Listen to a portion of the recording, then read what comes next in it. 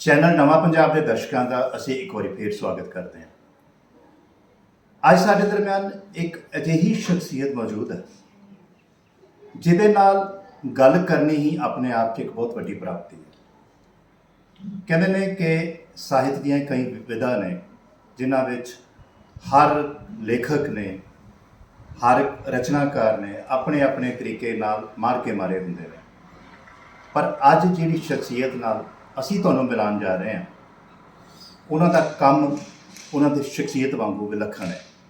ਮੇਰੀ ਮੁਰਾਦ ਹੈ ਜਨਾਬ ਪ੍ਰਵੇਸ਼ ਸ਼ਰਮਾ ਜੀ। ਸ਼ਰਮਾ ਜੀ, ਤੁਹਾਡਾ ਬਹੁਤ ਬਹੁਤ ਸਵਾਗਤ ਹੈ। ਅਨੁਵਾਦ ਦੀ ਦੁਨੀਆ ਦੇ ਵਿੱਚ ਪ੍ਰਵੇਸ਼ ਸ਼ਰਮਾ ਜੀ ਦਾ ਨਾਮ ਧਰੂ ਤਾਰੇ ਵਾਂਗੂ ਲਿਆ ਜਾਂਦਾ ਹੈ। ਕਹਿੰਦੇ ਨੇ ਕਿ ਇੱਕ ਭਾਸ਼ਾ ਤੋਂ ਦੂਜੀ ਭਾਸ਼ਾ ਦੇ ਵਿੱਚ ਜਦੋਂ ਤਰਜਮਾ ਕਰਨਾ ਹੁੰਦਾ ਤਾਂ ਇਹੋ ਜਿਹਾ ਕਿਹੜਾ ਅਨੁਵਾਦਕ ਚੁਣਿਆ ਜਾਵੇ ਜਿਹੜਾ ਉਸ ਲੇਖਣੀ ਦੀ ਆਤਮਾ ਨੂੰ ਨਾ ਮਰਨ ਦੇਵੇ। ਦਰਜਨਾਂ ਕਿਤਾਬਾਂ ਦੀ ਟ੍ਰਾਂਸਲੇਸ਼ਨ ਕਰ ਚੁੱਕੇ, ਅਨੁਵਾਦ ਕਰ ਚੁੱਕੇ ਪ੍ਰਵੇਸ਼ ਸ਼ਰਮਾ ਜੀ। ਮੈਂ ਸਭ ਤੋਂ ਪਹਿਲਾਂ ਸਵਾਲ ਤੁਹਾਨੂੰ ਇਹ ਪੁੱਛਣਾ ਚਾਹਾਂਗਾ ਕਿ ਜਦੋਂ ਤੁਸੀਂ ਅਨੁਵਾਦ ਦਾ ਕੰਮ ਪ੍ਰੋਫੈਸ਼ਨਲ ਤੌਰ ਤੇ ਸ਼ੁਰੂ ਕੀਤਾ, ਉਹ ਇਤਫਾਕ ਕਿਵੇਂ ਹੋਇਆ? ਉਹ ਇਸ ਤਰ੍ਹਾਂ ਮਲਿਕ ਸਾਹਿਬ ਕਿ ਜਿਸ ਤਰ੍ਹਾਂ ਕਿਸੇ ਵੀ ਤੁਸੀਂ ਕਲਾਕਾਰ ਤੋਂ ਜਾਂ ਕਿਸੇ ਗਾਇਕ ਤੋਂ ਪੁੱਛੋ ਕਿ ਤੁਹਾਡਾ ਗਾਇਕੀ ਦਾ ਸਫ਼ਰ ਕਿਵੇਂ ਸ਼ੁਰੂ ਹੋਇਆ, ਤਾਂ ਹਰ ਬੰਦੇ ਦਾ ਅਮੂਮਨ ਇਹੋ ਜਵਾਬ ਹੋਏਗਾ ਕਿ ਪਹਿਲਾਂ ਜੀ ਮੈਂ ਦੋਸਤਾਂ ਦੀ ਸੰਗਤ ਦੇ ਵਿੱਚ ਮਾੜਾ ਮੋਟਾ ਗਾ ਲੈਂਦਾ ਸੀ, ਵੀ ਫਿਰ ਉਸ ਤੋਂ ਬਾਅਦ ਬਾਈ ਚਾਂਸ ਮੈਨੂੰ ਮਤਲਬ ਇੱਕ ਪ੍ਰੋਗਰਾਮ ਮਿਲਿਆ, ਉਹ ਪ੍ਰੋਗਰਾਮ ਨਾਲ ਥੋੜ੍ਹੀ ਸ਼ੋਹਰਤ ਹੋਈ, ਫਿਰ ਉਸ ਤੋਂ ਬਾਅਦ ਇਹ ਸਿਲਸਿਲਾ ਜੋ ਹੈ ਚੱਲਦਾ ਗਿਆ ਅਤੇ ਫਿਰ ਮੈਂ ਕਦੇ ਮੁੜ ਕੇ ਨਹੀਂ ਦੇਖਿਆ। ਇਸੇ ਤਰ੍ਹਾਂ ਹੀ ਮੇਰਾ ਜਿਹੜਾ ਹੈ ਸਿਲਸਿਲਾ ਸ਼ੁਰੂ ਹੋਇਆ। ਐਕਚੁਅਲੀ ਮੈਂ ਥੋੜ੍ਹਾ ਹੋਰ ਪਿੱਛੇ ਜਾਣਾ ਚਾਹੂੰਗਾ ਕਿ ਜਦੋਂ ਮੈਂ ਮਤਲਬ ਪੜ੍ਹਦਾ ਸੀ ਉਹਨਾਂ ਦਿਨਾਂ ਦੇ ਵਿੱਚ ਇਹ ਨੋਟਿਸ ਕੀਤਾ ਗਿਆ ਕਿ ਇਹਦਾ ਦਿਮਾਗ ਜੋ ਬੰਦੇ ਦਾ ਸਿੰਗਲ ਮਾਈਂਡਡ ਹੈ, ਬਿਲਕੁਲ ਜਾਂ ਲਿਟਰੇਚਰ ਵਾਲੇ ਪਾਸੇ ਚੱਲਦਾ ਸੀ ਅਤੇ ਜਾਂ ਲੈਂਗੁਏਜ ਵਾਲੇ ਪਾਸੇ ਚੱਲਦਾ ਸੀ। ਤਾਂ ਮੈਂ ਇੱਕ ਆਪਣੀ ਸਭ ਤੋਂ ਬੜੀ ਭੈਣ ਜੋ ਹੈ, ਜੋ ਮੇਰੀ ਪ੍ਰੇਰਨਾ ਸਰੋਤ ਹੋਈ ਸੀ, ਉਹਨੂੰ ਮੈਂ ਇੱਕ ਵਾਰ ਪੁੱਛਿਆ ਕਿ ਭੈਣ ਜੀ ਮੇਰਾ ਕੀ ਬਣੇਗਾ? ਕਿ ਨਾ ਤਾਂ ਮੈਂ ਮੈਥ ਦਾ ਸਟੂਡੈਂਟ ਹਾਂ ਅਤੇ ਨਾ ਹੀ ਮੈਂ ਮਤਲਬ ਜਿਹੜਾ ਹੈ ਸਾਇੰਸ ਦਾ ਸਟੂਡੈਂਟ ਹਾਂ।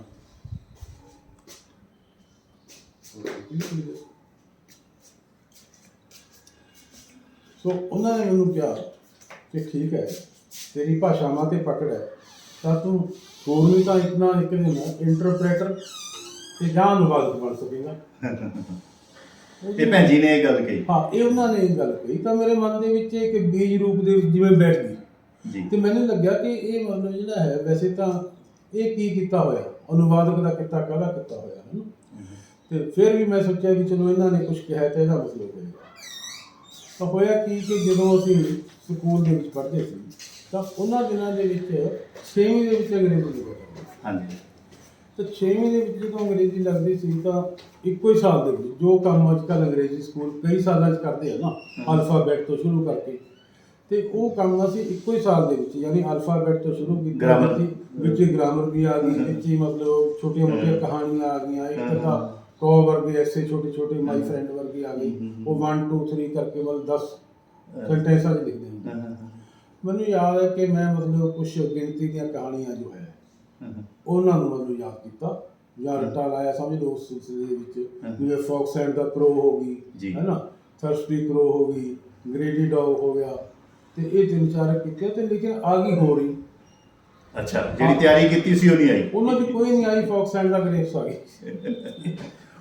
ਹੋਇਆ ਕੀ ਕਿ ਮੈਂ ਮਤਲਬ ਸੋਚਾਂ ਕਿ ਹੁਣ ਕੀ ਕੀਤਾ ਜਾਵੇ, ਹੈ ਨਾ। ਇਹ ਤਾਂ ਮੈਨੂੰ ਦੀ ਨਹੀਂ ਇੱਕੋ ਹੀ ਛੱਡੀ ਸੀ, ਉਹੀ ਆ ਗਈ।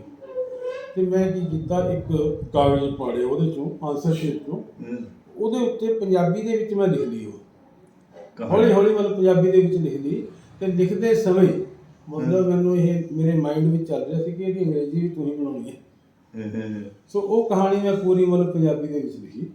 ਤਾਂ ਉਹ ਜਿਉਂ ਮੈਂ ਲਿਖ ਰਿਹਾ ਸੀ ਤਾਂ ਉਹਦੀ ਇਨਵੀਜੀਲੇਟਰ ਦੀ ਨਿਗਾਹ ਪਈ, ਉਹਨੇ ਸੋਚਿਆ ਮੁੰਡਾ ਨਕਲ ਮਾਰ ਰਿਹਾ ਹੈ, ਅਤੇ ਉਹ ਮੇਰੇ ਕੋਲ ਆਇਆ ਅਤੇ ਉਹਨੇ ਆ ਕੇ ਦੇਖਿਆ, ਕਹਿੰਦਾ ਵੀ ਆਹ ਕਾਗਜ਼ ਤੋਂ ਇੱਧਰ ਕੀ ਕਰ ਰਿਹਾ ਤੂੰ? ਕਹਿੰਦਾ ਪਰਚੀ ਲੈ ਕੇ ਆਇਆ।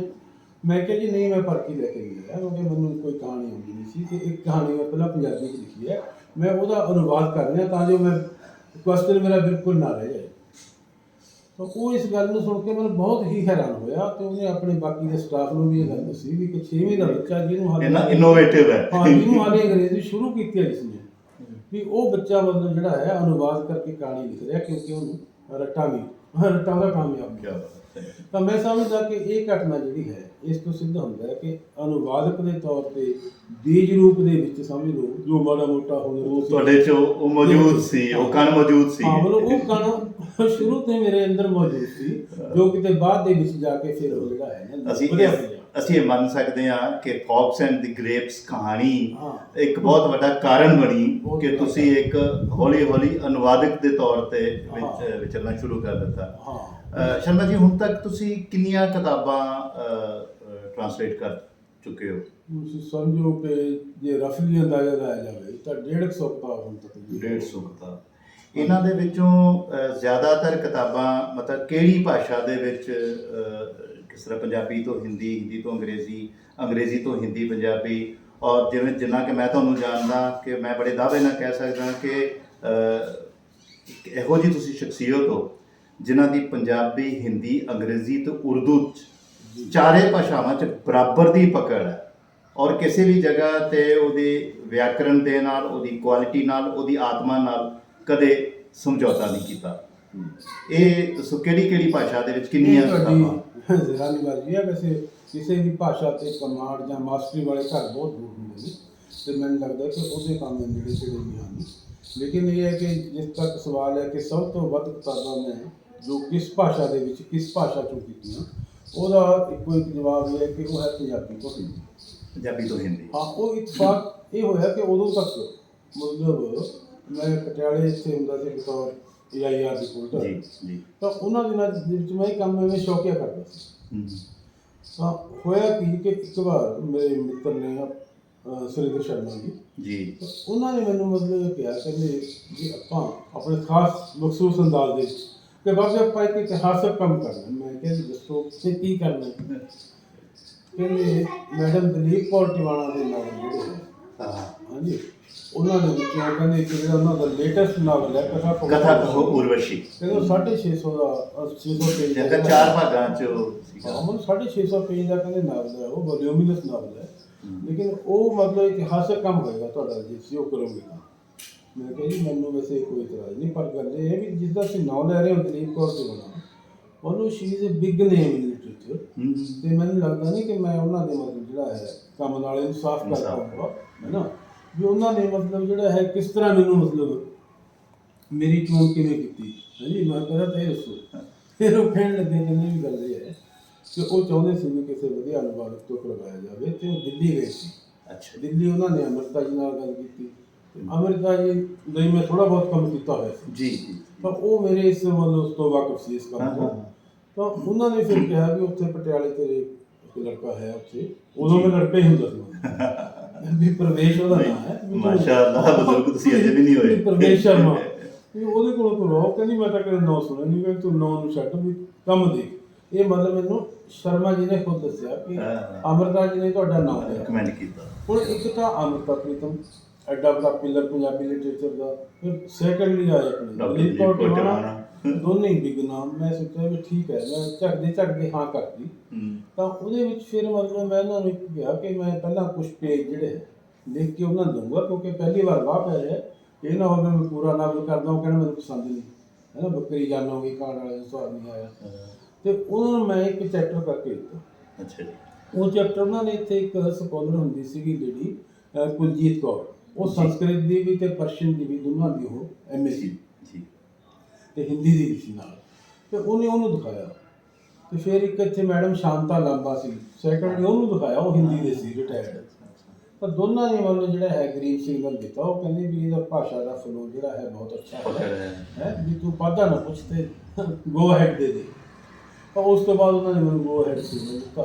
ਹਿੰਦੀ ਦੇ ਟਾਈਪ ਤੋਂ ਮੈਨੂੰ ਹੁਣ ਤੱਕ ਵੀ ਨਹੀਂ ਹੁੰਦੀ, ਤੇ ਉਹਨੂੰ ਫਿਰ ਮੈਂ ਆਪਣੇ ਹੱਥ ਦੇ ਨਾਲ ਹੀ ਜਿਹੜਾ ਹੈ ਲੌਂਗ ਹੈਂਡ ਦੇ ਵਿੱਚ ਹੀ ਉਹ ਸਾਰਾ ਨਾਵਲ ਕੀਤਾ। ਤੇ ਉਹ ਨਾਵਲ ਮਤਲਬ ਟ੍ਰਾਂਸਲੇਸ਼ਨ ਜਦੋਂ ਪੂਰੀ ਉਹਨਾਂ ਤੱਕ ਪਹੁੰਚੀ ਤਾਂ ਮੈਡਮ ਟਿਵਾਣਾ ਜੋ ਹੈ ਇੰਨੇ ਖੁਸ਼ ਹੋਏ। ਤਾਂ ਉਹਨਾਂ ਨੇ ਮੈਨੂੰ ਮਤਲਬ ਜਿੰਨੇ ਮੇਰੇ ਬਣਦਾ ਸੀ ਮਿਹਨਤਾਂ ਨਾਲ ਉਸ ਤੋਂ ਵੀ ਕਿਤੇ ਜ਼ਿਆਦਾ ਮੈਨੂੰ ਪੇਮੈਂਟ ਭੁਗਤਾਨ ਦਿੱਤੀ ਇਨਾਮ ਦੇ ਤੌਰ 'ਤੇ। ਤਾਂ ਮੇਰੇ ਲਈ ਉਹ ਸਾਹਿਤ ਅਕੈਡਮੀ ਅਵਾਰਡ ਵਰਗੀ ਹੀ ਗੱਲ ਸੀ। ਤੇ ਬਸ ਉਸ ਤੋਂ ਬਾਅਦ ਉਹਨਾਂ ਨੂੰ ਕਿਉਂਕਿ ਪਸੰਦ ਆ ਗਿਆ, ਤਾਂ ਉਹਨਾਂ ਨੇ ਜਿਹੜੇ ਬਾਕੀ ਉਹਨਾਂ ਦੇ ਨਾਵਲ ਸੀ ਉਹਨਾਂ ਦਿਨਾਂ 'ਚ ਮੈਨੂੰ ਯਾਦ ਹੈ, ਜਿਵੇਂ ਭੁੱਲਦਾ ਨਹੀਂ, ਉਹਨਾਂ ਨੇ 27 ਨਾਵਲ ਟੋਟਲ ਲਿਖੇ ਸੀ ਜੀ। ਤੇ ਜਿਨ੍ਹਾਂ ਚੋਂ 2 ਕੁ ਪਹਿਲਾਂ ਹੋ ਚੁੱਕੇ ਸੀ ਤੇ ਬਾਕੀ 25 ਉਹਨਾਂ ਨੇ ਉੱਥੋਂ ਕਰਵਾਏ। ਕੀ ਬਾਤ। 25 ਦੇ 25 ਨਾਵਲ ਉਹਨਾਂ ਦੇ ਮੇਰੇ ਹੱਥੋਂ ਹੋਣ ਦਾ ਮਾਣ ਹਾਸਲ ਹੈ। ਸ਼ਰਮਾ ਜੀ, ਤੁਸੀਂ ਅੰਮ੍ਰਿਤਾ ਪ੍ਰੀਤਮ ਦੇ ਉਹਨਾਂ ਦੀ ਗੱਲ ਕੀਤੀ, ਡਾਕਟਰ ਦਲੀਪ ਕਟਵਾਣਾ ਦੀ ਗੱਲ ਕੀਤੀ ਹੈ। ਇਹ ਦੋਵੇਂ ਪੰਜਾਬੀ ਸਾਹਿਤ ਦੇ ਬਹੁਤ ਵੱਡੇ ਹਸਤਾਖਰ ਰਹੇ ਨੇ। ਤੁਸੀਂ ਕਿਉਂਕਿ 25 ਨਾਵਲ ਉਹਨਾਂ ਦੇ ਡਾਕਟਰ ਟਿਵਾਣਾ ਦੇ ਤੁਸੀਂ ਕੀਤੇ ਨੇ। ਪੰਜਾਬੀ ਨਾਵਲਕਾਰੀ ਦੇ ਵਿੱਚ ਜਦੋਂ ਇੱਕ ਫੋਕ ਈਡੀਅਮ ਹੈ ਜਾਂ ਮੈਟਾਫਰ ਹੈ, ਇਸ ਤਰ੍ਹਾਂ ਦੇ ਜਦੋਂ ਸ਼ਾਬਦਿਕ ਅਰਥ ਜਦੋਂ ਤੁਸੀਂ ਹਿੰਦੀ ਵਿੱਚ ਜਾਂ ਕਿਸੇ ਹੋਰ ਭਾਸ਼ਾ ਦੇ ਵਿੱਚ ਕਰਦੇ ਹੋ ਤਾਂ ਉਹ ਤੁਸੀਂ ਕਿਵੇਂ ਕਰ ਪਾਉਂਦੇ ਹੋ ਕਿ ਬਿਲਕੁਲ ਹੂਬਹੂ ਇੱਕ ਪਾਠਕ ਨੂੰ ਉਹੀ ਗੱਲ, ਉਹੀ ਮਾਹੌਲ, ਉਹੀ ਸਿਰਜਣਾ ਕਨਵੇ ਹੋਵੇ ਜੋ ਮੂਲ ਰੂਪ ਵਿੱਚ ਲੇਖਕ ਨੇ ਕੀਤੀ ਹੋਈ ਹੈ?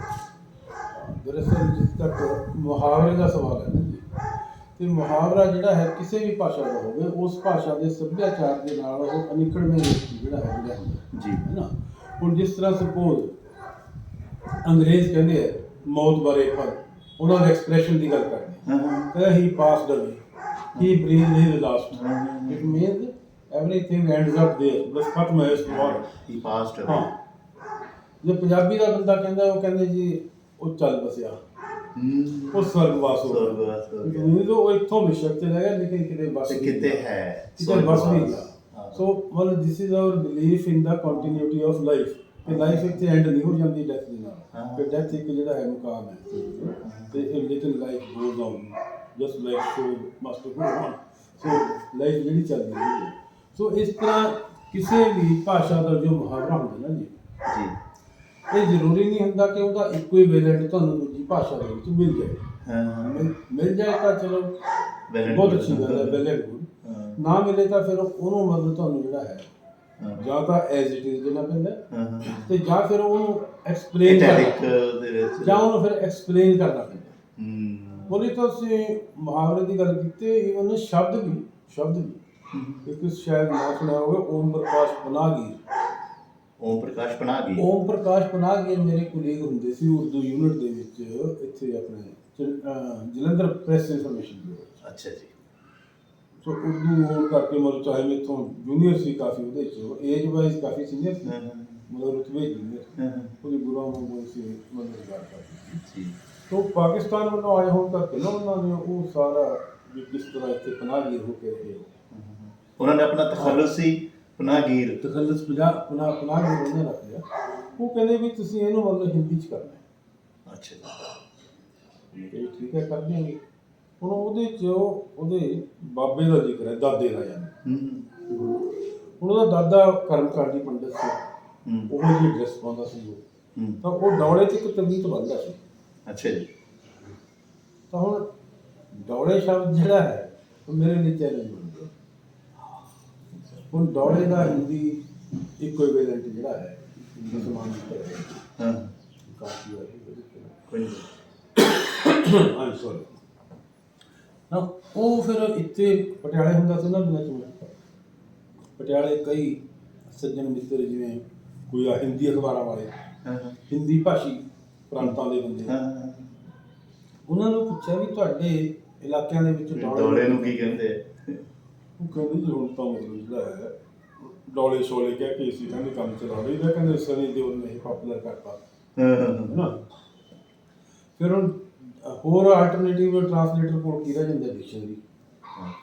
ਹੁਣ ਡਿਕਸ਼ਨਰੀ ਜਿਹੜੀ ਹੈ, ਡਿਕਸ਼ਨਰੀ 'ਚ ਤੁਸੀਂ ਡੌਲੇ ਦੇਖੋ ਤਾਂ ਜਾਂ ਤੁਸੀਂ ਇੰਗਲਿਸ਼ ਹਿੰਦੀ ਡਿਕਸ਼ਨਰੀ ਲੈ ਲਓ, ਬਾਈਸੈਪਸ ਦੇਖ ਲਓ, ਤਾਂ ਉਹ ਲਿਖਣਗੇ ਜੀ ਮਾਸਪੇਸ਼ੀ ਜਾਂ ਮਛਲੀ। ਹੁਣ ਜੇ ਤੁਸੀਂ, ਉਹ ਤਾਂ ਠੀਕ ਹੈ, ਵੈਸੇ ਤਾਂ ਠੀਕ ਹੈ, ਪਰ ਜੇ ਅਸੀਂ ਤਵੀਤ ਬੰਨ੍ਹਣਾ ਹੈ, ਤੁਸੀਂ ਮਾਸਪੇਸ਼ੀ ਤੇ ਤਵੀਤ ਬੰਨ੍ਹਿਆ, ਲਿਖੋ ਸੈਂਟੈਂਸ ਵਿੱਚ, ਜਾਂ ਮਛਲੀ ਤੇ ਬੰਨ੍ਹਿਆ, it's not going to convey anything. ਇਹ ਕੋਈ ਪਤਾ ਹੀ ਨਹੀਂ ਲੱਗਣਾ ਮਾਸਪੇਸ਼ੀ ਤੇ ਤਵੀਤ ਬੰਨ੍ਹਣ ਦਾ ਕੀ ਮਤਲਬ ਹੈ, ਮਛਲੀ ਤੇ ਤਵੀਤ ਬੰਨ੍ਹਣ ਦਾ, ਉਹ ਪਾਠਕ ਨੂੰ ਵੀ ਸਮਝ ਨਹੀਂ ਆਊਗੀ, ਉਹ ਸੈਂਸ ਹੀ ਨਹੀਂ ਕਨਵੇ ਹੁੰਦੀ। ਤਾਂ ਫਿਰ ਉਹ ਉਸ ਮਾਮਲੇ ਸਾਡੇ ਕੋਲ ਇੱਕੋ ਇੱਕ ਚਾਰਾ ਰਹਿ ਜਾਂਦਾ ਕਿ ਉਹਨੂੰ ਉਸ ਤਰ੍ਹਾਂ ਸਿੰਗਲ ਇਨਵਰਟਡ ਕੋਮੇ ਦੇ ਵਿੱਚ ਡੌਲੇ ਸ਼ਬਦ ਦਾ ਤੇ ਥੱਲੇ ਫੁੱਟ ਨੋਟ ਦੇ ਵਿੱਚ ਉਹਦਾ ਜਿਹੜਾ ਹੈ ਨਾ ਇੱਕ ਐਕਸਪਲੇਨੇਸ਼ਨ ਦੇਤੀ ਕਿ ਇਹ ਕੋਹਨੀ ਔਰ ਗੰਧੇ का मध्य भाग होता है। ਚਲੋ ਮਾੜਾ ਮੋਟਾ ਇਹ ਤਾਂ ਹੋ ਸਕਦਾ ਵੀ ਇੱਧਰ ਦੀ ਬਜਾਏ ਇੱਧਰ ਸਮਝ ਲਿਓ ਪਰ ਮਤਲਬ ਕਨਵੇ ਹੋ ਗਿਆ। ਹਾਂ ਉਹ ਤਬਦੀਲ ਤਾਂ ਬੰਨੇ ਹੀ ਜਾਊਗਾ ਨਾ ਦੋਨੇ ਪਾਸੇ ਤਬਦੀਲ ਸਾਰੇ ਪਾਸੇ ਵੀ ਕਵਰ ਕਰਨਾ। ਸੋ ਕਿਸੇ ਹੱਦ ਤੱਕ ਮਤਲਬ ਇਸ ਤਰ੍ਹਾਂ ਕੰਮ ਚੱਲਦਾ। ਹੋਰ ਬਾਅਦ ਸਾਡੇ ਕੋਲ ਕੋਈ ਫਿਰ ਜਿਹੜਾ ਹੈ ਵਿਕਲਪ ਨਹੀਂ ਰਹਿ ਜਾਂਦਾ। ਮੈਂ ਆਪਣੇ ਦਰਸ਼ਕਾਂ ਨੂੰ ਇਹ ਜ਼ਰੂਰ ਦੱਸਣਾ ਚਾਹਾਂਗਾ ਕਿ ਪ੍ਰਵੇਸ਼ ਸ਼ਰਮਾ ਜੀ ਦਾ ਜੋ ਸਮਰਪਣ ਹੈ ਇਹ ਇਸ ਗੱਲ ਤੋਂ ਜ਼ਾਹਰ ਹੁੰਦਾ ਹੈ ਕਿ ਅੱਜ ਜਿਸ ਜਗ੍ਹਾ ਤੇ ਬਹਿ ਕੇ ਅਸੀਂ ਰਿਕਾਰਡਿੰਗ ਕਰ ਰਹੇ ਹਾਂ, ਸ਼ਰਮਾ ਜੀ ਦੇ ਘਰ ਬੈਠੇ ਹਾਂ ਔਰ ਉਸ ਘਰ ਦਾ ਨਾਮ ਹੀ ਅਨੁਵਾਦ ਭਵਨ ਹੈ। ਹਾਂਜੀ ਇਹ ਮੈਨੂੰ ਲੱਗਦਾ ਹੈ ਆਪਣੇ ਆਪ 'ਚ ਬਹੁਤ ਵਿਲੱਖਣਤਾ ਹੈ। ਕਦੀ ਨਹੀਂ ਦੇਖਿਆ ਕਿ ਕਿਸੇ ਨੇ ਆਪਣੇ ਘਰ ਦੇ ਅੱਗੇ ਅਨੁਵਾਦ ਭਵਨ ਲਿਖਾਇਆ ਹੋਵੇ। ਤੇ ਤੁਹਾਡੇ ਤਹੀਏ ਨੂੰ, ਤੁਹਾਡੇ ਸਮਰਪਣ ਨੂੰ ਸਲਾਮ ਹੈ ਸ਼ਰਮਾ ਜੀ। ਤੁਸੀਂ ਕਿਉਂਕਿ ਜੇ ਜ਼ਿਕਰ ਕੀਤਾ ਕਿ ਕੋਈ 150 ਦੇ ਕਰੀਬ ਕਿਤਾਬਾਂ ਵੱਖ-ਵੱਖ ਭਾਸ਼ਾਵਾਂ ਦਾ ਅਸੀਂ ਰੱਤਾ ਕਰ ਚੁੱਕੇ ਹੋ, ਡੈਫੀਨੇਟਲੀ ਉਹਦੇ ਵਿੱਚ ਬਹੁਤ ਸਾਰੇ ਨਾਵਲ ਵੀ ਹੋਣਗੇ, ਕਹਾਣੀਆਂ ਵੀ ਹੋਣਗੀਆਂ, ਵਾਰਤਕ ਵੀ ਹੋਵੇਗਾ। ਤੁਸੀਂ ਕਿਸ ਵਿਧਾ 'ਚ ਆਪਣੇ ਆਪ ਨੂੰ ਜ਼ਿਆਦਾ ਸਹਿਜ ਮਹਿਸੂਸ ਕਰਦੇ ਹੋ? ਜੀ ਐਕਚੁਅਲੀ ਜਿਸ ਤੱਕ ਸਹਿਜ ਮਹਿਸੂਸ ਕਰਨ ਦਾ ਸਵਾਲ ਹੈ ਨਹੀਂ ਜੀ, ਇਹ ਕੋਈ ਵੀ ਕਿਤਾਬ, ਕੋਈ ਵੀ ਵਿਧਾ ਜਿਹੜੀ ਹੈ ਉਹ ਤੁਹਾਨੂੰ ਸਹਿਜ ਮਹਿਸੂਸ ਇੱਕਦਮ ਨਹੀਂ ਕਰਾਉਗੀ। ਕਿਉਂਕਿ ਅਨੁਵਾਦ ਇੱਕ ਇਹੋ ਜਿਹੀ ਕਲਾ ਹੈ ਜਿਹਦੇ ਵਿੱਚ ਹਰ ਕਿਤਾਬ ਇੱਕ ਨਵਾਂ ਚੈਲੰਜ ਲੈ ਕੇ ਤੁਹਾਡੇ ਸਾਹਮਣੇ ਹੁੰਦੀ ਹੈ। ਹਰ ਕਿਤਾਬ ਦਾ ਇੱਕ ਵੱਖਰਾ ਮਾਹੌਲ ਹੁੰਦਾ, ਵੱਖਰਾ ਜਿਹਨੂੰ ਔਰਾ ਕਹਿੰਦੇ ਹਰ ਸਿਰਜਣਾ ਤਾਂ ਉਹਦਾ ਮਤਲਬ ਮੁਹਾਵਰਾ ਵੱਖਰਾ ਹੁੰਦਾ ਹੈ ਨਾ, ਉਹਦਾ ਸਾਰਾ ਮਾਹੌਲ ਵੱਖਰਾ ਹੁੰਦਾ ਹੈ, ਉਹਦਾ ਜੋ ਸੰਸਕ੍ਰਿਤਿਕ ਪਰਿਵੇਸ਼ ਜਿਹਨੂੰ ਅਸੀਂ ਕਹਿੰਦੇ ਹਾਂ ਉਹ ਸਾਰਾ ਜੋ ਹੈ ਡਿਫਰੈਂਟ ਹੁੰਦਾ ਹੈ। ਸੋ ਜਿੰਨੀ ਦੇਰ ਤੁਸੀਂ ਉਹਨੂੰ ਪੂਰੀ ਨਹੀਂ ਨਾ ਪੜ੍ਹਦੇ ਕਿਤਾਬ ਨੂੰ, ਉਨੀ ਦੇਰ ਉਹ ਮਾਈਂਡ ਦੇ ਵਿੱਚ ਨਹੀਂ ਹੁੰਦਾ। ਜਿਸ ਤਰ੍ਹਾਂ ਮਤਲਬ ਕੋਈ ਵੀ ਆਪਾਂ ਨਵਾਂ ਕੰਮ ਸ਼ੁਰੂ ਕਰੀਏ ਨਾ ਤਾਂ ਪਹਿਲਾਂ ਉਹਦੀ ਸਪੀਡ ਜਿਹੜੀ ਹੈ ਬੜੀ ਸਲੋ ਹੁੰਦੀ ਹੈ, ਫਿਰ ਹੌਲੀ ਹੌਲੀ ਉਹ ਜਿਹੜਾ ਮੋਮੈਂਟਮ ਕੈਚ ਕਰਦੇ ਆ। ਤਾਂ ਕਿਸੇ ਵੀ ਕਿਤਾਬ ਨੂੰ ਜਦੋਂ ਮੇਰੇ ਕੋਲ ਕੋਈ ਆਉਂਦੀ ਹੈ ਤਾਂ ਉਸ ਨੂੰ ਪਹਿਲਾਂ ਮੈਂ ਮੁਕੰਮਲ ਤੌਰ 'ਤੇ ਪੜ੍ਹਨਾ, ਉਹ ਥੋੜ੍ਹਾ ਜਿਹਾ ਮਾਈਂਡ ਦੇ ਵਿੱਚ ਇੱਕ ਉਹਦਾ ਓਵਰਵਿਊ ਬਣ ਜਾਂਦਾ। ਫਿਰ ਉਹਨੂੰ ਜਦੋਂ ਮੈਂ ਅਨੁਵਾਦ ਕਰਨਾ ਸ਼ੁਰੂ ਕਰਦਾ ਤਾਂ ਕੁਝ ਦੇਰ ਉਹ ਫਿਰ ਪੱਬ ਦੇ ਲੱਕੇ ਜੇ ਮਾਰਦੀ ਹੈ, ਹੌਲੀ ਹੌਲੀ ਚੱਲਦੀ ਹੈ ਨਾ। ਫਿਰ ਬੜੀ ਦੇਰ ਬਾਅਦ ਮਤਲਬ ਜਿਵੇਂ ਸਪੋਜ਼ ਮੇਰਾ ਇੱਕ ਟਾਰਗੇਟ ਹੈ ਕਿ ਮੈਂ 5 ਪੇਜ ਰੋਜ਼ ਦੇ ਕਰਨੇ ਆ, ਤਾਂ ਜਿਹੜੇ ਪਹਿਲੇ ਹਫਤੇ ਵਾਲੇ 5 ਪੇਜ ਨੇ ਨਾ ਉਹ ਬੜੇ ਔਖੇ ਹੁੰਦੇ ਆ। ਉਸ ਤੋਂ ਬਾਅਦ ਇੱਕ ਮੋਮੈਂਟਮ ਸੈੱਟ ਹੋ ਜਾਂਦਾ, ਰਿਦਮ ਬਣ ਜਾਂਦਾ, ਫਿਰ ਉਹ ਰਿਦਮ ਬਣ ਜਾਂਦੀ ਹੈ, ਫਿਰ ਉਸ ਤਰ੍ਹਾਂ ਦਾ ਜਿਹੜਾ ਹੈ ਉਹ ਚੱਲਦਾ ਹੈ। ਸ਼ਰਮਾ ਜੀ, ਆਪਾਂ ਤੁਹਾਡੀਆਂ ਟ੍ਰਾਂਸਲੇਸ਼ਨ ਦੀਆਂ ਕਿਤਾਬਾਂ ਦਾ ਜ਼ਿਕਰ ਕੀਤਾ ਤੇ ਤੁਹਾਡੀ ਲਿਖੀ ਇੱਕ ਕਿਤਾਬ ਮੇਰੇ ਜ਼ਿਹਨ ਦੇ ਬਹੁਤ ਨੇੜੇ ਹੈ, ਮਾਂ ਕਹਿੰਦੀ ਹੁੰਦੀ ਸੀ। ਉਹਦੇ ਵਿੱਚ ਤੁਸੀਂ ਆਪਣੀ ਜ਼ਿੰਦਗੀ ਦੇ ਵਿੱਚ ਜਿਹੜੇ ਲੋਕ ਤੁਹਾਡੇ ਨਾਲ ਜੁੜੇ ਨੇ ਉਹਨਾਂ ਦੇ ਨਾਲ ਹੋਈਆਂ ਛੋਟੀਆਂ ਘਟਨਾਵਾਂ ਦਾ ਇੱਕ ਬੜੇ ਸੰਖੇਪ ਰੂਪ 'ਚ ਜ਼ਿਕਰ ਕੀਤਾ ਹੈ, ਲੇਕਿਨ ਉਹ ਛੋਟੀ ਕਹਾਣੀ ਹੋਣ ਦੇ ਬਾਵਜੂਦ ਇੱਕ ਮੁਕੰਮਲ ਤੌਰ 'ਤੇ ਇੱਕ ਕਨਵੇ ਕਰਨ ਦੀ ਸਮਰੱਥਾ ਰੱਖਦੀ ਹੈ। ਇਹ ਮਾਂ ਕਹਿੰਦੀ ਹੁੰਦੀ ਸੀ ਕਿਤਾਬ ਦਾ ਜਨਮ ਕਿਵੇਂ ਹੋਇਆ? ਇਹ ਇੱਕ ਬਹੁਤ ਮਤਲਬ ਦਿਲਚਸਪ ਜਿਹੜੀ ਹੈ ਗੱਲ ਹੈ ਤੇ ਇਹਨੂੰ ਅਸੀਂ ਵਿਅੰਗ ਵੀ ਕਹਿ ਲਓ ਜਾਂ ਯਥਾਰਥ ਕਹਿ ਲਓ, ਵਟਐਵਰ ਯੂ ਕਾਲ ਇਟ। ਮੈਂ ਫਿਰ ਮਤਲਬ ਉਹਨੇ ਦਿਨਾਂ ਦੀ ਗੱਲ ਕਰੂੰਗਾ ਜਦੋਂ ਮੈਂ 15 ਸਾਲ ਇੱਥੇ ਪਟਿਆਲੇ ਹੁੰਦਾ ਸੀ ਤੇ ਇੱਥੇ ਇੱਕ ਉਹ ਬਣਿਆ ਆਪਣਾ ਭਾਸ਼ਾ ਭਵਨ ਦੇ ਵਿੱਚ ਕੰਪਲੈਕਸ ਦੇ ਵਿੱਚ ਨਾ ਇੱਕ ਰਾਈਟਰਜ਼ ਹੋਮ ਬਣਿਆ। ਉਹ ਰਾਈਟਰਜ਼ ਹੋਮ 'ਚ ਜਿਸ ਤੱਕ ਮੇਰਾ ਖਿਆਲ ਹੈ ਕੋਈ 30-32 ਕਮਰੇ ਸੀ ਸਾਰੇ, ਤੇ ਸਾਰੇ ਮਤਲਬ ਏਅਰ ਕੰਡੀਸ਼ਨ ਕਮਰੇ। ਉਹ ਕਿਤੇ ਕਨਸੈਪਟ ਉਹਨਾਂ ਨੇ ਕੈਲਕਟਾ ਵਗੈਰਾ ਤੋਂ ਲਿਆ ਹੋਣਾ ਇਹਨਾਂ ਨੇ ਕਿਸੇ ਸੈਕਟਰੀ ਨੇ, ਤਾਂ ਉਹਦਾ ਉਦੇਸ਼ ਸੀਗਾ ਕਿ ਇੱਥੇ ਇੱਕ ਕੰਜੀਨੀਅਲ ਐਟਮੋਸਫੀਅਰ ਜਿਹੜਾ ਹੈ ਰਾਈਟਰ ਨੂੰ ਪ੍ਰੋਵਾਈਡ ਕੀਤਾ ਜਾਵੇ ਤਾਂ ਜੋ ਇੱਥੇ ਬੈਠ ਕੇ ਆਪਣੀ ਜਿਹੜੀ ਹੈ ਕ੍ਰੀਏਟਿਵ ਰਚਨਾ ਕਰ ਸਕੇ, ਹੈ ਨਾ, ਵੀ ਉਹਨੂੰ ਮਤਲਬ ਕਿਸੇ ਪਾਸੇ ਡਿਸਟਰਬੈਂਸ ਨਾ ਹੋਵੇ। ਬਾਕੀ ਹਰ ਸਹੂਲਤ ਨੂੰ ਜਿਹੜਾ ਹੈ ਭਾਸ਼ਾ ਵਿਭਾਗ ਦੇਗਾ ਜੀ। ਉਹ ਦੇਖਿਆ ਤਾਂ ਮੈਨੂੰ ਬੜਾ ਅੱਛਾ ਲੱਗਾ, ਮੈਨੂੰ ਆਈਡੀਆ ਬਹੁਤ ਅੱਛਾ ਲੱਗਿਆ ਤੇ ਕਮਰੇ ਬੜੇ ਪਿਆਰੇ ਸੀਗੇ। ਤੇ ਉਹ ਫਿਰ ਉਸ ਤੋਂ ਬਾਅਦ ਇੱਥੇ ਜਿਹੜੇ ਵੀ ਡਾਇਰੈਕਟਰ ਸੀ, ਤੱਕ ਮੇਰਾ ਖਿਆਲ ਹੈ ਮੈਨੂੰ ਨਾਂ ਨਹੀਂ ਯਾਦ ਆਉਂਦਾ, ਤੇ ਉਹ ਮੈਂ ਡਾਇਰੈਕਟਰ ਸਾਹਿਬ ਨੂੰ ਚਾਹ ਪਾਣੀ ਪੀਣ ਦੌਰਾਨ ਪੁੱਛਿਆ, ਮੈਂ ਕਿਹਾ ਜੀ ਵੀ ਤੁਸੀਂ ਮਤਲਬ ਜਿਹੜਾ ਹੈ ਕ੍ਰਾਈਟੇਰੀਆ ਕੀ ਰੱਖਿਆ, ਲੇਖਕ ਕਿਹਨੂੰ ਕਹਿੰਦੇ ਸੀ? ਕੱਲ੍ਹ ਨੂੰ ਪੈਟੀਸ਼ਨ ਰਾਈਟਰ ਆਜੂਗਾ ਕਿ ਕਹਿ ਜੋਸ਼ ਕੇ ਮੇਰੇ ਨਾਮ ਨਾਲ ਰਾਈਟਰ ਲੱਗਦਾ ਹੈ ਨਾ। ਉਹ ਕਹਿੰਦੇ ਵੀ ਨਹੀਂ, ਘੱਟੋ ਘੱਟ ਸਾਹਿਤ ਦੀ ਇੱਕ ਕਿਤਾਬ ਕਹਿੰਦੇ ਉਸਨੇ ਜ਼ਰੂਰ ਲਿਖੀ ਹੋਵੇ, ਇਹ ਉਹਦੀ ਕੁਆਲੀਫਿਕੇਸ਼ਨ ਹੈ। ਹਾਂ, ਵੀ ਘੱਟੋ ਘੱਟ ਇੱਕ ਕਿਤਾਬ ਜਿਹੜੀ ਹੈ ਸਾਹਿਤ ਦੀ ਉਹਨੇ ਜ਼ਰੂਰ ਲਿਖੀ ਹੋਵੇ, ਵੀ ਫਿਰ ਉਸ ਨੂੰ ਅਸੀਂ ਜਿਹੜਾ ਹੈ ਰਾਈਟਰ ਮੰਨਣਾ। ਫਿਰ ਮੈਂ ਸੋਚਿਆ ਵੀ ਇਹ ਤਾਂ ਕੀ ਔਖਾ ਹੈ ਹੈਨਾ। ਹੂੰ ਮੈਂ ਪਿਛਲੇ ਮਤਲਬ ਘੱਟੋ ਘੱਟ 20 ਸਾਲ ਤੋਂ ਲਿਖ ਰਿਹਾ ਸੀ, ਬਸ ਫਿਰ ਇੱਧਰ ਉੱਧਰ ਛਪੇ ਹਾਂਜੀ ਜਿੰਨੇ ਵੀ ਵੱਖ-ਵੱਖ ਮੈਗਜ਼ੀਨਾਂ 'ਚ ਅਖਬਾਰਾਂ 'ਚ ਆਰਟੀਕਲ ਛਪੇ, ਉਹ ਸਾਰੇ ਹੋਣ ਕੇ ਨਾ ਮਤਲਬ ਮੈਂ ਉਹ ਕੰਪਾਈਲ ਕਰ ਲਏ ਹਾਂਜੀ ਇੱਕ ਜਗ੍ਹਾ। ਤੇ ਉਹ ਫਿਰ ਦਿਮਾਗ ਦੇ ਵਿੱਚ ਆਇਆ ਵੀ ਇਹਨਾਂ ਦੀ ਕਿਤਾਬ ਤਾਂ ਬਣ ਹੀ ਸਕਦੀ ਹੈ ਘੱਟੋ ਘੱਟ ਹੈ ਨਾ। ਤੇ ਮੋਰਓਵਰ ਮਤਲਬ ਮਾਈਂਡ ਦੇ ਵਿੱਚ ਇਹ ਵੀ ਸੀ ਵੀ ਹੁਣ ਆਪਾਂ ਮਤਲਬ ਜਿਹੜਾ ਹੈ ਇਕੱਠੇ ਰਹਿੰਦੇ ਹੈ ਨਾ, ਵੀ ਸਪੋਜ਼ ਕੱਲ੍ਹ ਨੂੰ ਮਤਲਬ ਦੀ ਵੀ ਨਾ ਰੁੱਸ ਜੀ ਕਿਤੇ ਸਾਰਾ ਲੋਕਾਂ ਨੂੰ ਥਾਂ ਤੋਂ ਹੋਵੇ ਵੀ ਇਹ ਰਾਈਟਰ ਹੋਵਾਂਗੇ ਤਾਂ ਬਹੁਤ ਅੱਛੀ ਗੱਲ ਹੈਗੀ ਹੈ ਹਾਂਜੀ।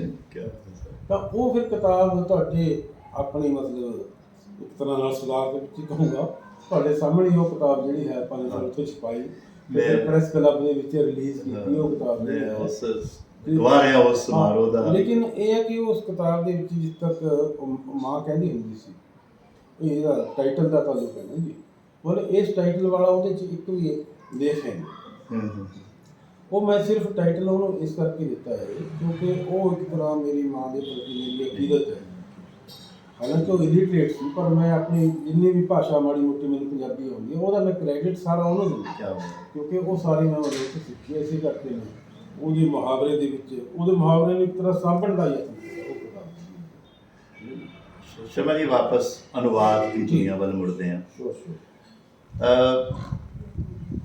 ਪ੍ਰੋਫੈਸ਼ਨਲ ਤੌਰ ਤੇ ਇੱਕ ਅਨੁਵਾਦਕ ਬਣਨ ਵਾਸਤੇ ਬੇਸ਼ੱਕ ਤੁਹਾਡੇ ਅੰਦਰ ਉਹ ਜਜ਼ਬਾ ਹੋਣਾ ਤੇ ਭਾਸ਼ਾ ਦੇ ਪ੍ਰਤੀ ਪਕੜ ਹੋਣੀ ਬਹੁਤ ਜ਼ਰੂਰੀ ਹੈ। ਇਹਦੇ ਜਿਹੜੀਆਂ ਟੈਕਨੀਕੈਲਿਟੀਜ਼ ਇਨਵੋਲਵ ਹੁੰਦੀਆਂ ਨੇ ਉਹ ਤੁਸੀਂ ਕਿਸ ਤਰ੍ਹਾਂ ਐਕਸਪਲੇਨ ਕਰਨਾ ਚਾਹੋਗੇ ਤਾਂ ਕਿ ਅਗਰ ਕੋਈ ਹੋਰ ਯੰਗ ਜਨਰੇਸ਼ਨ 'ਚ ਕੋਈ ਬੱਚਾ ਇਹਨੂੰ ਬਤੌਰ ਕੈਰੀਅਰ ਕਿੱਤੇ ਵਜੋਂ ਅਪਣਾਉਣਾ ਚਾਹੁੰਦਾ ਹੈ ਤਾਂ ਉਹਨੂੰ ਇੱਕ ਚੰਗੇ ਅਨੁਵਾਦਕ ਬਣਨ ਵਾਸਤੇ ਕੀ ਬੁਨਿਆਦੀ ਤੌਰ ਤੇ ਉਹਦੇ ਕੋਲ ਕੀ ਹੋਣਾ ਚਾਹੀਦਾ? ਇਹ ਸਵਾਲ ਜੋ ਹੈ ਨਾ ਜੀ, ਇਹ ਸਵਾਲ ਤੁਹਾਡਾ ਜਿਹੜਾ ਹੈ ਉਹ ਟੈਕਨੀਕਲ ਪੈਰਾਮੀਟਰਸ ਨਾਲ ਕੰਸਰਨ ਹੈ ਜੀ ਜੀ। ਜਿਸ ਤਰ੍ਹਾਂ ਮੈਨੂੰ ਕੋਈ ਵੀ ਭਾਸ਼ਾ ਜਿਹੜੀ ਹੈ ਉਹ ਸਿੱਖਣ ਵਾਸਤੇ ਨਾ ਮਤਲਬ ਜ਼ਰੂਰੀ ਨਹੀਂ ਕਿ ਉਹਦੀ ਗ੍ਰਾਮਰ ਤੇ ਤੁਹਾਡੀ ਬੜੀ ਸਾਊਂਡ ਪਕੜ ਹੋਵੇ। ਜਿਸ ਤਰ੍ਹਾਂ ਉਰਦੂ ਹੈ, ਉਰਦੂ ਨੂੰ ਸਿੱਖਣ ਵਾਸਤੇ ਕਿਸੇ ਗ੍ਰਾਮਰ ਦੀ ਜ਼ਰੂਰਤ ਹੀ ਹੈ ਨਹੀਂ, ਉਹ ਪਰਸ਼ੀਅਨ ਗ੍ਰਾਮਰ ਹੀ ਹੈ ਸਾਰੀ ਉਹਦੀ ਬੈਕਗਰਾਊਂਡ ਦੇ ਵਿੱਚ। ਹੁਣ ਇੰਗਲਿਸ਼ ਜਿਹੜੀ ਹੈ, ਹੁਣ ਇੰਗਲਿਸ਼ ਦੇ ਵਿੱਚ ਮੈਨੂੰ ਸਿਰਫ ਮਤਲਬ ਥੋੜ੍ਹੀਆਂ ਜਿਹੀਆਂ ਆਈਟਮਾਂ ਨੂੰ ਛੱਡ ਕੇ ਬਾਕੀ ਮਤਲਬ ਜਿਹੜਾ ਹੈ ਮੈਨੂੰ ਇੰਗਲਿਸ਼ ਦੀ ਲੈਂਗੁਏਜ ਵੀ ਜੇ ਮੈਨੂੰ ਆਉਂਦੀ ਹੈ ਤਾਂ ਬਾਈ ਇੰਟਿਊਸ਼ਨ ਆਉਂਦੀ ਹੈ, ਬਾਈ ਇੰਟਿਊਸ਼ਨ ਮਤਲਬ ਬਾਈ ਟੈਕਨੀਕੈਲਿਟੀ ਇਸ ਤੁਹਾਡੇ ਅੰਦਰ ਹੈ ਬਸ ਅੰਦਰ ਹੈ। ਇਸ ਤਰ੍ਹਾਂ ਇਹ ਜੋ ਅਨੁਵਾਦ ਦੀ ਕਲਾ ਜਾਂ ਇਹਨੂੰ ਹੁਨਰ ਵਟਐਵਰ ਤੁਸੀਂ ਕਹਿ ਲਓ ਕਿ ਉਹ ਸਾਡੀ ਪੰਜਾਬੀ ਤਾਂ ਤੁਹਾਨੂੰ ਪਤਾ ਅਸੀਂ ਸਰਕਾਰੀ ਸਕੂਲਾਂ 'ਚ ਪੜ੍ਹੇ ਹਾਂ, ਪੰਜਾਬੀ ਦਾ ਕੋਈ ਜਿਹੜੇ ਤੋਟ ਹੋ ਹੀ ਨਹੀਂ ਸਕਦੀ ਸੀ। ਤੇ ਅੰਗਰੇਜ਼ੀ ਜਿਵੇਂ ਬਾਦਲ ਸਾਹਿਬ ਕਹਿੰਦੇ ਜਿਵੇਂ ਟੁੱਲ ਲੱਗ ਗਿਆ ਉਹ ਬਾਈ ਚਾਂਸ ਸਾਡੀ ਵਧੀਆ ਹੋ ਗਈ ਹੈ ਨਾ। ਤਾਂ ਇਹ ਦੋਨੋਂ ਚੀਜ਼ਾਂ ਆਪਸ 'ਚ ਮਿਲ ਕੇ ਤੇ ਪਲੱਸ ਇੱਕ ਜਜ਼ਬਾ ਜਿਹਨੂੰ ਇੰਟਿਊਸ਼ਨ ਕਹਿ ਲਓ। ਹੁਣ ਉਹਦੀ ਮੈਂ ਤੁਹਾਨੂੰ ਜਿਹੜਾ ਐਗਜ਼ਾਮਪਲ ਦਿੰਦਾ ਕਿ ਜਦੋਂ ਵੀ ਮੈਂ ਕੋਈ ਕੰਮ ਕਰਦਾ ਅਨੁਵਾਦ ਦਾ, ਸਪੋਜ਼ ਮੈਂ ਪੰਜਾਬੀ ਤੋਂ ਇੰਗਲਿਸ਼ ਕਰ ਰਿਹਾ ਕਿਉਂਕਿ ਇਹ ਜੋ ਹੈ ਨਾ ਪੰਜਾਬੀ ਤੋਂ ਹਿੰਦੀ ਤੋਂ ਬਾਅਦ ਜੋ ਕੁਆਂਟੀਟੀ ਦੀ ਵਾਰੀ ਹੁੰਦੀ ਹੈ, ਕੁਆਂਟਮ ਆਫ ਵਰਕ ਦੀ, ਉਹ ਪੰਜਾਬੀ ਤੋਂ ਇੰਗਲਿਸ਼ ਦੀ ਹੈ। ਤਾਂ ਸਪੋਜ਼ ਮੇਰੇ ਮਨ ਦੇ ਵਿੱਚ ਕੋਈ ਸ਼ਬਦ ਆ ਰਿਹਾ ਕਿ ਇਹਦੀ ਜਗ੍ਹਾ ਹੁਣ ਆਹ ਮਨ ਵੀ ਇੱਥੇ ਆਹ ਸ਼ਬਦ ਇਸਤੇਮਾਲ ਜ਼ਿਆਦਾ ਢੁਕਵਾਂ ਜ਼ਿਆਦਾ ਨਹੀਂ ਬਸ ਇੱਕਦਮ ਫਲੈਸ਼ ਕਰ ਗਿਆ। ਤਾਂ ਉਹ ਮੈਂ ਜਿੰਨੇ ਵਾਰ ਵੀ ਡਿਕਸ਼ਨਰੀ ਕੰਸਲਟ ਕੀਤੀ ਹੈ ਉਹ 100% ਮੰਨ ਲਓ ਉਸ ਤੋਂ ਸੂਟੇਬਲ ਸ਼ਬਦ ਕੋਈ ਨਹੀਂ ਰਿਹਾ ਲੱਭਿਆ ਉੱਥੇ। ਹਾਂ ਉਹ ਮਤਲਬ ਆਪਣੇ ਮਾਈਂਡ 'ਚ ਫਲੈਸ਼ ਕਰਦਾ। ਹੁਣ ਮਾਈਂਡ ਜਿਹੜਾ ਹੈ, ਮਾਈਂਡ ਉਹ ਵਿਚਾਰਿਆਂ ਦੇ ਇੰਗਲਿਸ਼ ਕਹਿੰਦੇ ਆ ਕਿ mind are never great, mind are just average. ਤੇ ਗ੍ਰੇਟ ਕੀ ਹੁੰਦਾ? ਉਹ ਇੰਟਿਊਸ਼ਨ ਉਸ ਮੌਕੇ ਤੇ ਜੋ ਬਿਯੋਂਡ ਮਾਈਂਡ ਹੈ। ਸੋ ਇਹ ਅੱਛਾ ਟਰਾਂਸਲੇਟਰ ਬਣਨ ਵਾਸਤੇ ਭਾਸ਼ਾਵਾਂ ਦੇ ਉੱਤੇ ਤਾਂ ਜੋ ਹੈ ਨਾ ਅਬੂਰ ਹਾਸਲ ਹੋਣਾ ਜ਼ਰੂਰੀ ਹੈ ਹੀ। ਤੇ ਦੂਜਾ ਇਹ ਹੈ ਕਿ ਉਹਨਾਂ ਭਾਸ਼ਾਵਾਂ ਦੇ ਜੋ ਸੱਭਿਆਚਾਰ ਹੈ ਉਹਨਾਂ ਦੇ ਉੱਤੇ ਵੀ ਪਕੜ ਹੋਣੀ ਜ਼ਰੂਰੀ ਹੈ ਕਿਉਂਕਿ ਭਾਸ਼ਾ ਨੂੰ ਅਸੀਂ ਸੱਭਿਆਚਾਰ ਨਾਲੋਂ ਅਲੱਗ ਨਹੀਂ ਕਰ ਸਕਦੇ ਹੈ ਨਾ ਜੀ। ਇਹਨਾਂ ਸਭ ਤੋਂ ਉੱਪਰ ਜਿਹੜਾ ਹੈ ਉਹ ਹੈ ਜਜ਼ਬਾ। ਮਤਲਬ ਇੰਟਿਊਸ਼ਨ ਵੀ ਹੈ ਲੇਕਿਨ ਜਜ਼ਬਾ ਹੈ ਨਹੀਂ। ਤੁਸੀਂ ਲਿਓਕਵਾਰ ਦੀ ਐਟੀਟਿਊਡ ਦੇ ਨਾਲ ਸ਼ੁਰੂ ਕਰੋਗੇ ਤਾਂ ਉਹ ਗੱਲ ਨਹੀਂ ਬਣੇਗੀ ਹੈ ਨਾ। ਜੇ ਤੁਹਾਡੀ ਮਤਲਬ ਜਿਹੜੀ ਹੈ ਭਾਸ਼ਾ 'ਤੇ ਪਕੜ ਤਾਂ ਹੈ ਲੇਕਿਨ ਭਾਸ਼ਾ ਦੇ ਨਾਲ ਜਿਹੜਾ ਰਿਲੇਟਿਡ ਇੱਕ ਸੱਭਿਆਚਾਰ ਹੈ ਉਹ 'ਤੇ ਪਕੜ ਨਹੀਂ, ਫਿਰ ਤੁਹਾਨੂੰ ਕੌਫੀਨ ਅਤੇ ਕੱਫਣ 'ਚ ਫਰਕ ਨਜ਼ਰ ਨਹੀਂ ਆਏਗਾ। ਫਿਰ ਤੁਸੀਂ ਕੱਫਣ 'ਚ ਕਿੱਲ ਕੱਢੋਗੇ ਜਿਹੜਾ ਸਾਰਾ ਮਤਲਬ ਜਿਹੜਾ ਅਰਥਾਂ ਦੇ ਅਨਰਥ ਕਰ ਦੇਗਾ, ਜਦ ਕਿ ਕੱਫਣ ਚ ਕਿਰਦੇ ਹੁੰਦੀ ਨਹੀਂ ਹੁੰਦੀ ਨਹੀਂ। ਹਾਂ, ਲੇਕਿਨ ਆਪਾਂ ਖਬਰਾਂ ਚ ਆਮ ਸੁਣਦੇ ਹਾਂ ਕਿ ਇਹ ਫੈਸਲਾ ਸਰਕਾਰ ਦੇ ਕੱਫਣ ਵਿੱਚ ਆਖਰੀ ਕਿਸੇ ਸਾਲ ਹਾਂ, ਇਹ ਜਦੋਂ ਸਾਡੀ ਭਾਸ਼ਾਵਾਂ ਤੇ ਪਕੜ ਨਹੀਂ ਹੁੰਦੀ, ਉਦੋਂ ਹੀ ਜਿਹੜਾ ਬੈਡਮਿੰਟਨ ਤੇ ਟੈਨਿਸ ਦਾ ਕੋਰਟ ਹੈ ਨਾ ਜਿਹੜਾ, ਉਦੋਂ ਫਿਰ ਇੱਧਰ ਪੰਜਾਬੀ ਚ ਆ ਕੇ ਕੋਰਟ ਯਾਰਡ ਬਣ ਜਾਂਦਾ। ਜਦੋਂ ਅਸੀਂ ਕਹਿੰਦੇ ਹਾਂ ਹੁਣ ਗੇਂਦ ਸਰਕਾਰ ਦੇ ਵਿਹੜੇ ਵਿੱਚ ਹੈ, ਕੋਰਟ ਯਾਰਡ ਹੈ ਨਾ, ਉਹ ਕੋਰਟ ਯਾਰਡ ਉਦੋਂ ਹੀ ਬਣਦਾ ਜਦੋਂ ਸਾਨੂੰ ਭਾਸ਼ਾਵਾਂ ਦੇ ਸੱਭਿਆਚਾਰ ਦੇ ਉੱਤੇ ਪਕੜ ਹੁੰਦੀ। ਸ਼ਰਮਾ ਜੀ, ਆਉਣ ਵਾਲੇ ਦਿਨਾਂ ਦੇ ਵਿੱਚ ਤੁਹਾਡੇ ਹੱਥਾਂ 'ਚ ਬਹੁਤ ਪ੍ਰੋਜੈਕਟ ਹੋਣਗੇ ਡੈਫੀਨੇਟਲੀ। ਕਦੀ ਕਵਿਤਾ ਦੀ ਦਾ ਅਨੁਵਾਦ ਦਾ ਤੁਹਾਨੂੰ ਮੌਕਾ ਹਾਸਿਲ ਹੋਇਆ? ਕਿਉਂਕਿ ਉਹ ਇੱਕ ਅਲੱਗ ਜੀ ਜਨਰ ਹੈ। ਮੌਕੇ ਐਕਚੁਅਲੀ ਬਥੇਰੇ ਹਾਸਿਲ ਹੋਏ, ਲੇਕਿਨ ਕਵਿਤਾ ਦੇ ਵਿੱਚ ਇੱਕ ਪ੍ਰੋਬਲਮ ਇਹ ਹੁੰਦੀ ਹੈ ਕਿ ਕਵਿਤਾ ਦੋ ਤਰ੍ਹਾਂ ਦੀ ਹੁੰਦੀ ਹੈ। ਇੱਕ ਤਾਂ ਬਲੈਂਕ ਵਰਸ ਜਿਹਨੂੰ ਅਸੀਂ ਕਹਿੰਦੇ ਹਾਂ, ਹਾਲਾਂਕਿ blank verse is a derogative term, it should be free verse, ਕਿਉਂਕਿ ਇਟਸ ਫ੍ਰੀ ਫਰੋਮ ਦਾ ਜਿਹੜੇ ਪ੍ਰਿੰਸੀਪਲਸ ਆਫ ਰਾਈਮ, ਕਾਫੀਆ ਰਦੀਪ ਨਹੀਂ ਹੈ ਜਾਂ ਉਹਦਾ ਛੰਦਬੰਦ ਨਹੀਂ ਹੈ। ਹਾਂ, ਤੇ ਇਹਨੂੰ ਜੋ ਮੁਕਤਕ ਕਾਵਿ ਕਹਿੰਦੇ ਹਿੰਦੀ ਵਿੱਚ, ਹੈ ਨਾ। ਤੇ ਦੂਜੀ ਹੋ ਗਈ ਆ ਰਾਈਮ ਵਾਲੀ। ਤਾਂ ਰਾਈਮ ਵਾਲੀ 'ਚ ਇਹ ਹੈ ਕਿ ਜੋ ਪ੍ਰੋਸੋਡੀ ਜਿਹਨੂੰ ਅਸੀਂ ਕਹਿੰਦੇ ਹਾਂ ਜਾਂ ਮੀਟਰ ਸਿਸਟਮ ਜੋ ਇੰਗਲਿਸ਼ ਦਾ ਹੈ, ਉਹ ਪੰਜਾਬੀ 'ਚ ਨਹੀਂ ਹੈ, ਜੋ ਪੰਜਾਬੀ ਦਾ ਹੈ ਇੰਗਲਿਸ਼ ਦੇ ਵਿੱਚ ਮਿਲਾ ਸਕਦੀ ਹੈ, ਠੀਕ ਹੈ। ਇਸ ਕਰਕੇ ਉਹ ਮੁਸ਼ਕਿਲ ਹੋ ਜਾਂਦੀ ਹੈ। ਤੇ ਜਿਹੜੀ ਮੁਕਤਕ ਕਾਵਿ ਹੈ, ਉਹ ਜੋ ਕਈ ਵਾਰ ਇੰਨੀ ਸਿੰਬੋਲਿਕ ਹੁੰਦੀ ਹੈ ਕਿ ਤੁਹਾਨੂੰ ਪਤਾ ਨਹੀਂ ਲੱਗਦਾ ਕਿ ਇਹ ਜੋ ਪੋਇਟ ਹੈ ਉਹ ਕਿਸ ਐਂਗਲ ਤੋਂ ਗੱਲ ਕਰ ਰਿਹਾ ਹੈ। ਇਸ ਕਰਕੇ ਉਹਨੂੰ ਪਹਿਲਾਂ ਤਾਂ ਸਮਝਣਾ ਬੜਾ ਔਖਾ ਹੈ, ਕਿਉਂਕਿ ਸਿੰਬੋਲਿਜ਼ਮ ਕੀ ਹੈ? ਸਿੰਬੋਲਿਜ਼ਮ ਇਸ਼ਾਰਿਆਂ ਦੇ ਵਿੱਚ ਗੱਲ ਕਰਨਾ ਕਹਿੰਦੇ ਆ, ਤੇ ਇਸ਼ਾਰਾ ਤੁਹਾਨੂੰ ਪਤਾ ਸਮਝਦਾਰ ਨੂੰ ਕਾਫੀ ਹੁੰਦਾ, ਸਾਡੇ ਵਰਗੇ ਨਾਦਾਨ ਵਾਸਤੇ ਨਾ ਉਹ ਕਈ ਵਾਰ ਪਕੜ ਦੇ ਵਿੱਚ ਨਹੀਂ ਹੁੰਦਾ। ਸੋ ਜਿੰਨੇ ਵਾਰ ਵੀ ਮੇਰੇ ਕੋਲ ਕਦੇ ਕੋਈ ਪੋਇਟਰੀ ਦੀ ਆਫਰ ਆਈ ਹੈ, ਪਰ ਮੈਂ ਬਹੁਤ ਉਹਨੂੰ ਹਿਊਮਿਲਿਟੀ ਦੇ ਨਾਲ ਜਿਹੜਾ ਹੈ ਡਿਕਲਾਈਨ ਕਰ ਦਿੱਤਾ। ਹਿੰਦੁਸਤਾਨ ਦੇ ਵਿੱਚ ਦੋ ਬਹੁਤ ਵੱਡੇ ਕਵੀ ਹੋਏ ਨੇ, ਬੰਗਾਲੀ 'ਚ ਰਵਿੰਦਰਨਾਥ ਟੈਗੋਰ ਤੇ ਪੰਜਾਬੀ 'ਚ ਸ਼ਿਵ ਕੁਮਾਰ ਬਟਾਲਵੀ। ਮੈਂ ਕਿਤੇ ਪੜ੍ਹਿਆ ਸੀਗਾ ਕਿ ਸ਼ਾਇਦ ਟੈਗੋਰ ਨੇ ਆਪਣੀ ਹੀ ਕਵਿਤਾਵਾਂ ਨੂੰ ਬੰਗਾਲੀ ਦੀ ਜਗ੍ਹਾ ਕਿਸੇ ਹੋਰ ਭਾਸ਼ਾ, ਸ਼ਾਇਦ ਅੰਗਰੇਜ਼ੀ ਵਿੱਚ ਟਰਾਂਸਲੇਟ ਕੀਤਾ ਸੀ, ਤੇ ਔਰ ਉਸ ਤੋਂ ਬਾਅਦ ਖੁਦ ਹੀ ਇਹਨਾਂ ਨਿਰਾਸ਼ ਹੋਏ ਸੀ ਕਿ ਉਹਨਾਂ ਨੇ ਕਿਹਾ ਕਿ ਇਹਨੂੰ ਕੋਈ ਨਾ ਪੜ੍ਹਿਓ, ਕਿਉਂਕਿ ਜੋ ਮੈਂ ਬੰਗਾਲੀ 'ਚ ਲਿਖਿਆ ਉਹ ਸ਼ਾਇਦ ਮੈਂ ਉਹ ਇਨਸਾਫ ਨਹੀਂ ਕਰ ਪਾਇਆ, ਉਹ ਆਤਮਾ, ਉਹ ਫੀਲਿੰਗ ਮੈਂ ਨਹੀਂ ਦੇ ਪਾਇਆ। ਇਸ ਤਰ੍ਹਾਂ ਹੀ ਸ਼ਿਵ ਦੀਆਂ ਕਵਿਤਾਵਾਂ ਦੇ ਵਿੱਚ ਕਈ ਲੋਕਾਂ ਨੇ ਅਪਰੋਚ ਕੀਤੀ ਹੈ, ਕੋਸ਼ਿਸ਼ ਵੀ ਕੀਤੀ, ਪਰ ਮੈਨੂੰ ਲੱਗਦਾ ਹੈ ਕਿ ਸ਼ਿਵ ਨੇ ਜੋ ਮੈਟਾਫਰ ਇਸਤੇਮਾਲ ਕੀਤਾ ਹੈ, ਜਿਵੇਂ ਤੁਸੀਂ ਗੱਲ ਕੀਤੀ ਹੈ ਕਿ ਉਹਦੇ ਨੇੜੇ ਤੇੜੇ ਉਹਦੇ ਢੁਕਵਾਂ ਤੇ ਕੀਤਾ ਜਾ ਸਕਦਾ, ਪਰ ਸ਼ਿਵ ਦੀ ਜਿਹੜੀ ਪੋਇਟਰੀ ਹੈ ਉਹਦਾ ਆਪਣਾ ਇੱਕ ਐਸੈਂਸ ਇਸ ਤਰ੍ਹਾਂ ਦਾ ਮੈਨੂੰ ਲੱਗਦਾ ਕਿਸੇ ਨੂੰ ਸ਼ਾਇਦ ਜ਼ਰੂਰਤ ਵੀ ਨਹੀਂ ਕਰਨੀ ਚਾਹੀਦੀ ਕਿ ਉਹਨੂੰ ਉਹ ਟਰਾਂਸਲੇਟ ਕਰਕੇ ਉਹ ਸ਼ਿਵ ਦੀ ਜਿਹੜੀ ਉਹ ਔਰਾ ਬਣਿਆ ਹੈ ਉਹਦੇ ਤੋਂ ਬਾਹਰ ਨਿਕਲਿਆ ਜਾਵੇ। ਅਸਲ 'ਚ ਮਲਿਕ ਸਾਹਿਬ ਗੱਲ ਇਹ ਹੈ ਕਿ ਇਹ ਸਿਰਫ ਮਤਲਬ ਜਿਹੜਾ ਹੈ ਨਾ ਅਨੁਵਾਦਕ ਦੀ ਕਪੈਸਿਟੀ ਜਾਂ ਇਨਕਪੈਸਿਟੀ ਦਾ ਸਵਾਲ ਨਹੀਂ ਹੁੰਦਾ। ਕਈ ਵਾਰ ਕਈ ਭਾਸ਼ਾਵਾਂ ਇਹੋ ਜਿਹੀਆਂ ਹੁੰਦੀਆਂ ਜਿਨ੍ਹਾਂ ਵਿੱਚ ਜੋ ਪੋਇਟਿਕ ਫਲਾਈਟ ਹੈ ਨਾ, ਜਿਹਨੂੰ ਤਕਈਅਲ ਅਸੀਂ ਕਹਿੰਦੇ ਹਾਂ, ਮਤਲਬ ਉਹ ਅਨਪੈਰਲਡ ਹੁੰਦਾ। ਹੁਣ ਜੋ ਉਰਦੂ ਦੇ ਵਿੱਚ ਉਰਦੂ ਪੋਇਟਰੀ, ਉਹ ਇੰਗਲਿਸ਼ ਦੇ ਨੇੜੇ ਤੇੜੇ ਦੀ ਨਹੀਂ ਹੈ ਨਾ, ਮਤਲਬ ਸੌਰੀ ਦੂਜੇ ਸ਼ਬਦ ਕੋਲ ਇੰਗਲਿਸ਼ ਉਹਦੇ ਨੇੜੇ ਤੇੜੇ ਹੈ ਨਾ, ਉਹਦੀ ਫਲਾਈਟ ਜਿਹੜੀ ਹੈ ਬਹੁਤ ਹਾਈ ਹੈ। ਹੁਣ ਇਹ ਜਿਹੜਾ ਆਪਾਂ ਜਦੋਂ ਅਨੁਵਾਦਕ ਦੇ ਸਟੇਟਸ ਦੀ ਗੱਲ ਕਰਦੇ ਹਾਂ, ਤਾਂ ਉਹ ਬੜਾ ਵੱਡਾ ਨਾਮ ਸੀ ਖੁਸ਼ਵੰਤ ਸਿੰਘ ਦਾ ਦਿਸ ਅਬਾਵ ਵਾਲੇ ਕੋਲਮ ਤੇ ਉਹਨੂੰ ਆਦਤ ਬਲਬ ਦੇ ਵਿੱਚ ਉਹਦਾ ਸੀ, ਉਹਨੂੰ ਆਦਤ ਸੀ ਕਿ ਉਹਦੇ ਵਿੱਚ ਉਰਦੂ ਦੇ ਸ਼ੇਅਰ ਜਿਹੜੇ ਹੈ ਟ੍ਰਾਂਸਲੇਟ ਕਰਦੇ।